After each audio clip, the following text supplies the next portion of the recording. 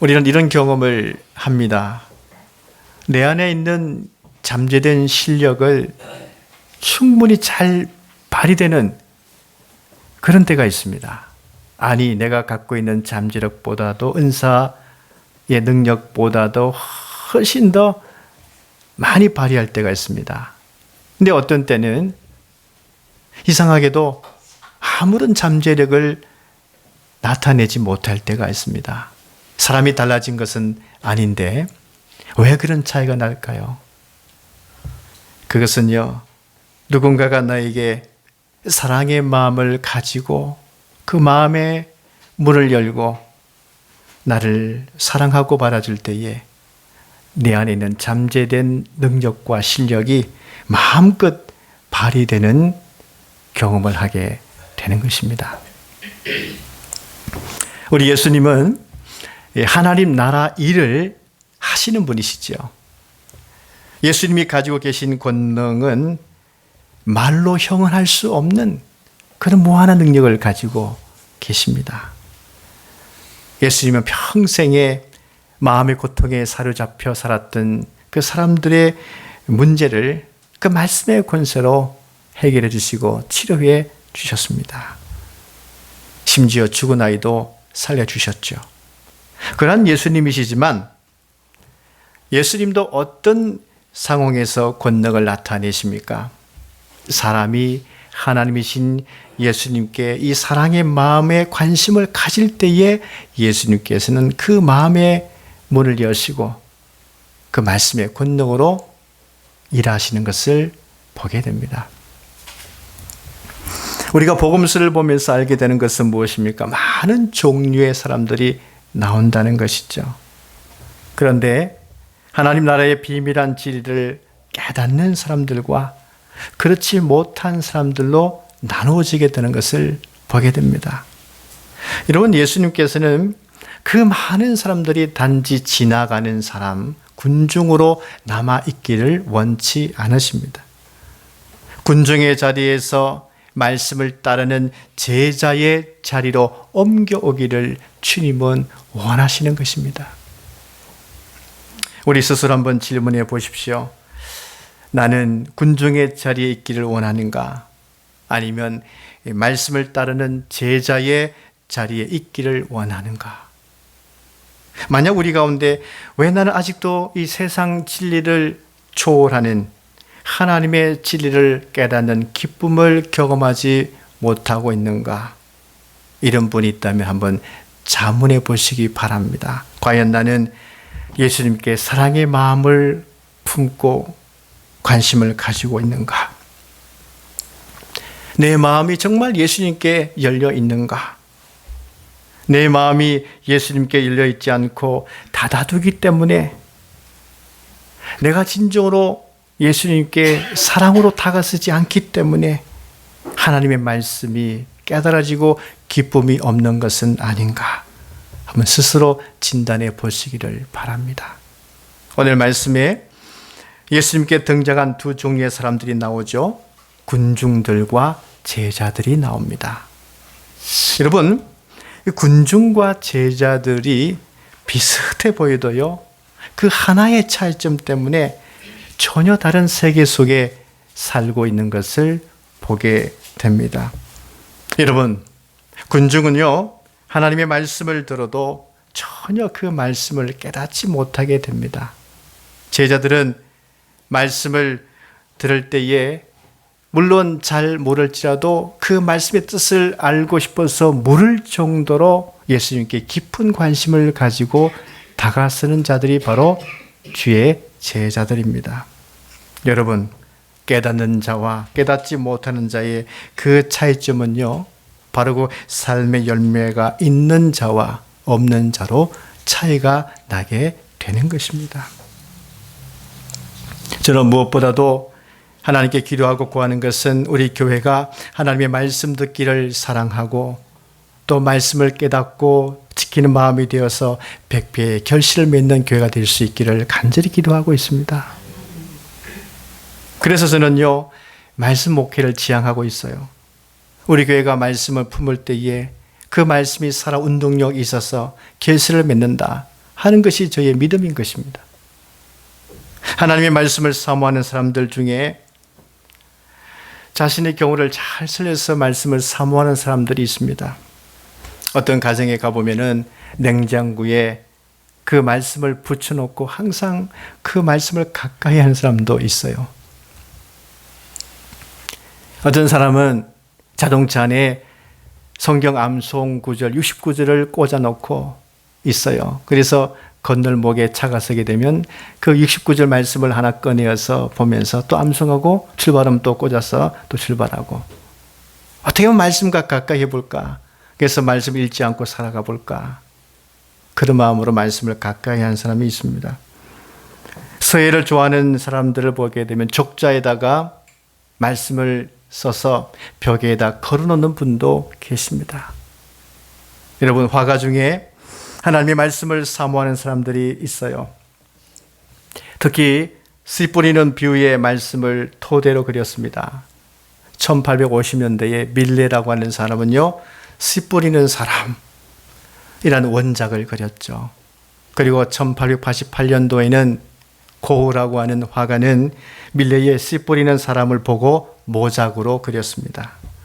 이 고흐의 그림을 보게 되면은요, 떠오르는 태양이 있고요, 보랏빛 대지가 있고요, 농부가 있고요, 씨 뿌려지는 씨, 이렇게 요소들이 형성되어 있습니다. 아름다운 조화를 이루고 있는 그림을 볼 수 있어요. 이 고흐라고 하는 사람은요, 이 농촌의 정겨운 것을 전하기 위해서 그렸을까요? 아닙니다. 그림을 가만히 보게 되면 희망이라는 메시지를 주기 위해서 그렸다는 것을 알 수 있습니다. 여러분, 무엇이 우리에게 희망일까요? 결실을 맺는 생명의 씨앗을 품을 수 있다는 것이 바로 희망이라고 하는 것입니다. 예수님은 각 동네를 다니면서 사람들에게 하나님 나라가 여기 있다, 복음을 전파하셨습니다. 그러자 각 동네의 사람들이 예수님께 몰려들었습니다. 처음에 3, 4, 5 작은 무리였지만 이제 많이 모여들어서 큰 무리가 되었어요. 예수님께서는 모여든 그들에게 말씀을 전하시는데 비유로 말씀을 전하는 것입니다. 오늘 본문의 말씀 4절에 예수께서 비유로 말씀하시되 이렇게 기록되어 있습니다.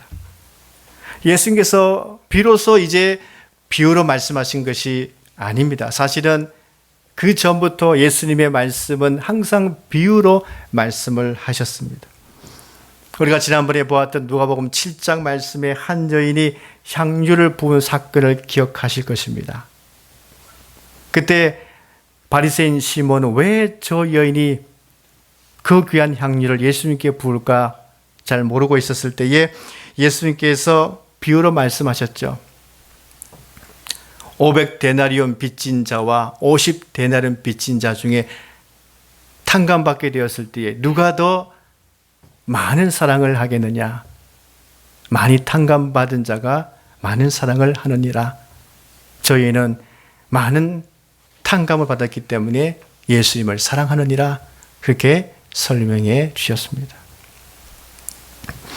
예수님께서 이렇게 비유로 말씀을 전하시는 그 이유가 무엇이겠습니까?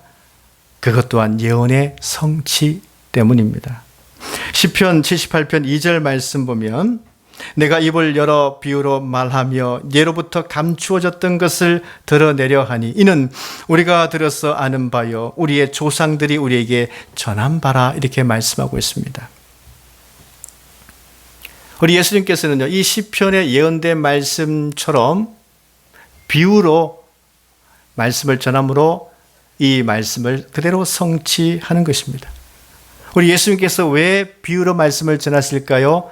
그것은 바로 감추어졌던 것을 전하기 위해서, 드러내시기 위해서 비유로 말씀을 전하시는 것입니다. 오늘 말씀은 네 단계로 구분할 수 있습니다. 비유의 말씀과, 그리고 예수님이 비유로 말씀하신 그 이유가 뭔지, 그리고 비유에 대한 해석, 그 다음에 마지막으로 비유하시는 그 목적이 무엇인지를 예수님은 전하시는 것입니다. 먼저 예수님께서는 하나님 나라는 무엇인가를 비유로 말씀하시죠. 자, 씨를 뿌리는 자가 씨를 뿌리게 됩니다. 들은 그 씨앗이 어디에 떨어집니까? 길가에 떨어지게 되는 것이죠. 근데 그 씨들은요, 사람들의 발에 밟히기도 하는 것입니다.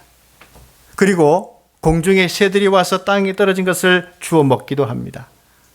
또 어떨은 바위 위에 떨어지죠. 싹이 나기도 합니다. 그러나 습기가 없어서 말라버리게 되는 것이죠. 또 어떨은 씨앗이 가시떨기 속에 떨어집니다. 가시가 함께 자라기 때문에 그 씨앗의 기운을 막아버리지요. 또 어떨은 좋은 땅에 떨어집니다. 씨앗이 자라서 100배의 결실을 맺게 되지요.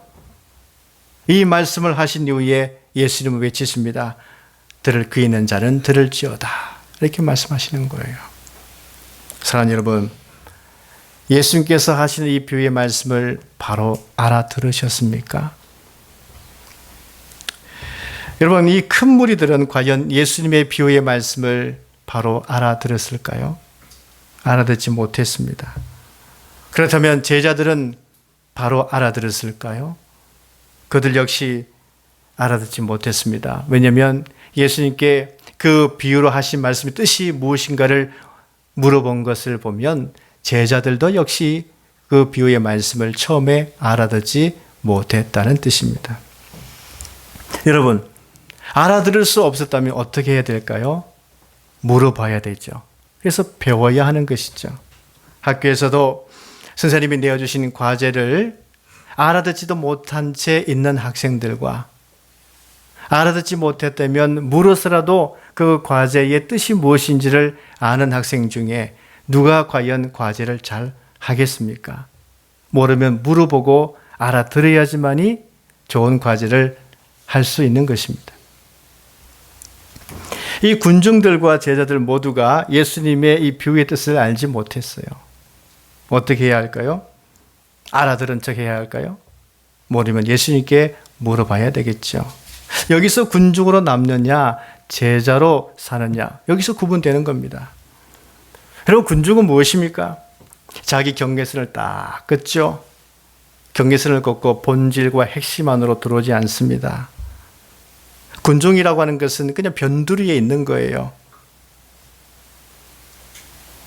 그래서 그들은 예수님께 헌신하지도 않습니다. 본질 안으로 들어오지도 않기 때문에 하나님을 경험할 수도 없습니다. 하나님을 만날 수 있는 경험이 될 수 없는 것이죠. 군중들은 하나님을 만난 감동도 없습니다.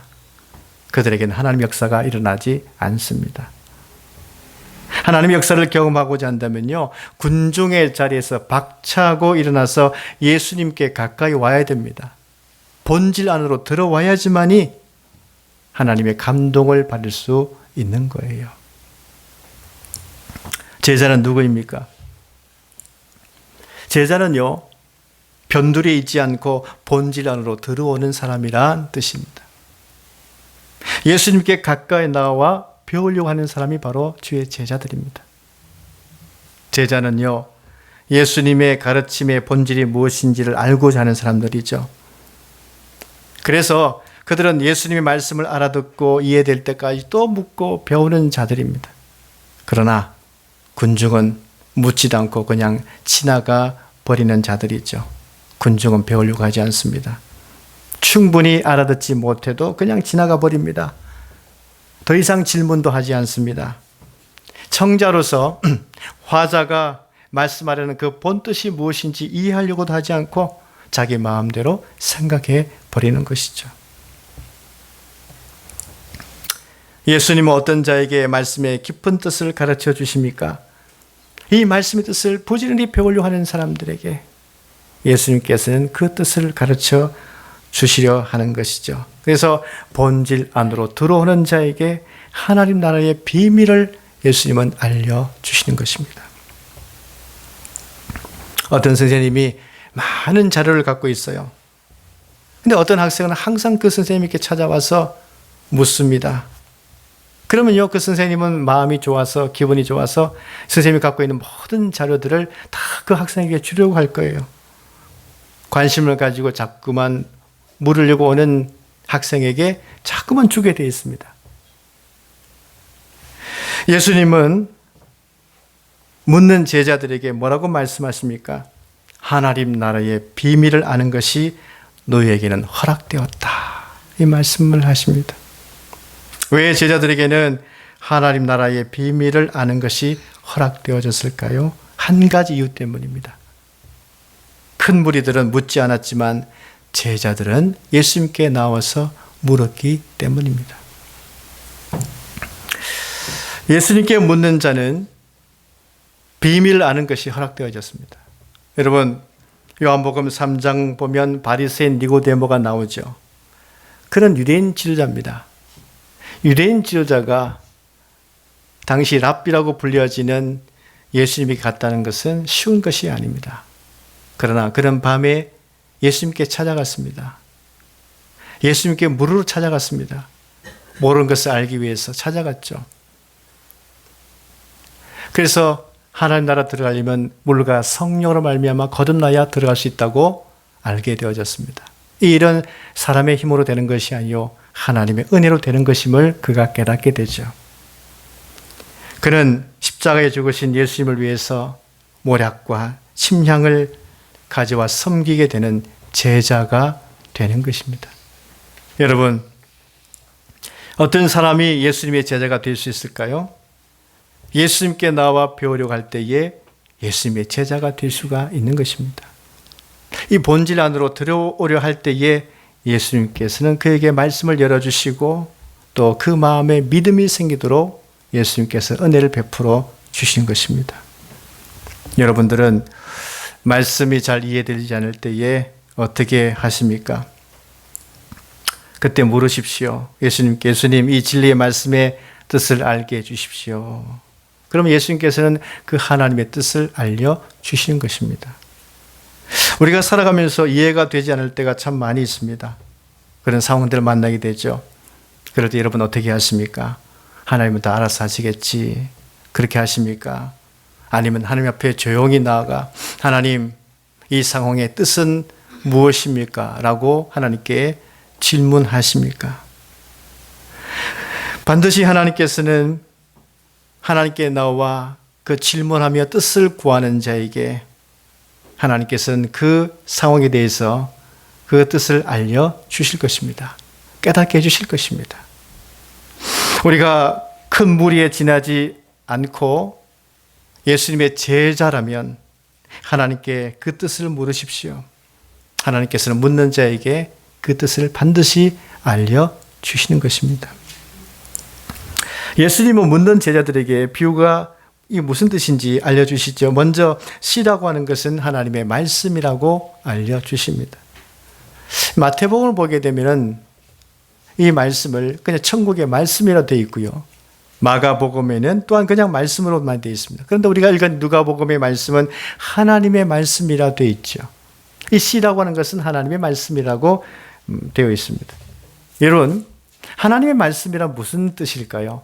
하나님의 말씀이라고 하는 것은 이 하나님 말씀을 듣는 자는 그 말씀 때문에 구원을 받을 수 있다. 그런 뜻입니다. 즉 말씀을 들어야 구원받을 수 있다. 그런 말씀이 되는 것이죠. 우리가 세상으로부터 구원받고자 하십니까? 하나님 말씀에 귀를 기울이고 들으라. 예수님께서 말씀하시는 것이죠. 예수님의 말씀이 구원의 말씀이기 때문에 누가 싫어할까요? 마귀가 가장 싫어합니다. 마귀는요, 사람이 구원받는 것을 가장 싫어하기 때문이죠. 그래서 하나님 말씀이 들려지는 곳에 마귀가 가서 사람들이 그 말씀을 믿어 구원받지 못하도록 직접적으로 방해를 하죠. 그 마음에서 그 말씀의 씨앗을 빼앗아가 버리는 것입니다. 여러분, 마귀가 그 말씀을 받지 못하도록 직접적으로 방해하는 것은 무엇일까요? 바로 사람의 마음을 걸어 잠궈 버리는 것입니다. 마음을 닫아 버리는 것입니다. 아무리 귀하고 좋은 말씀이 들려도 말씀을 닫아 버리는 것이죠. 다른 말로 완고한 마음이 되게 하는 것입니다. 여러분, 하나님 말씀 앞에 마음이 완고해져서는 안 됩니다. 이것은 마귀가 직접적으로 지금 공격하는 것이죠. 완고한 마음이 바로 길가와 같은 마음이죠. 이 뜻 뿌려진 씨가 바로 길가에 뿌려진 씨라고는 말씀하고 있는데, 이 완고한 마음이라고 하는 것은 바로 닫아진 마음이라고 하는 뜻입니다. 그러므로 우리는 온유한 마음이 되어야 됩니다. 온유한 마음이 되도록 성령께 부단히 기도하는 것이 정말 중요합니다. 성령님, 온유한 마음을 주십시오. 그런 간구하는 마음이 우리 가운데 있어야 하는 것이죠. 또 하나는 바위의 마음입니다. 그들은 말씀을 듣기는 합니다. 처음에 말씀을 들을 때에 기쁨으로 받아들이죠. 그러나 땅까지 그 말씀이 뿌리를 내리지 못합니다. 잠깐 믿기는 하지만 마귀는 말씀이 뿌리를 내리지 못하도록 간접적으로 공격하죠. 그것이 무엇입니까? 바로 시련을 주는 것이죠. 이 성경에 시련이라고 되어 있지만 바로 시험을 말하는 것입니다.